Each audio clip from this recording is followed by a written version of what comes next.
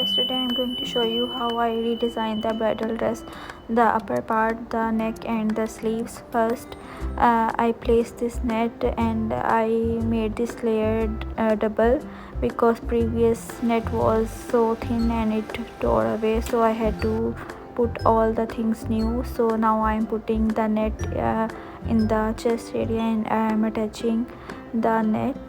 As you can see that how I am attaching the net, and then that way I can make the net, and I am stitching it, and now you can see that how it looks like it's attached. Now I am cutting the material and now I am cutting the neck, and I am making the round shape neck, and now I am attaching by ace tape, and I am making the neck. Now you can see that how I am keeping the fabric inside, and now I am cutting the shoulder part and cutting extra net, and now I am making the sleeves.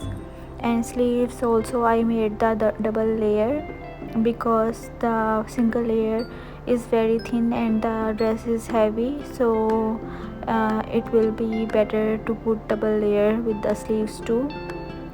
And I am attaching the simple net with the beads net, and that way it will not look bad or look like crinky. So you can see that how I am now making the sleeves, and now I am just pinning it up and making the sleeves look okay, so then I can stitch.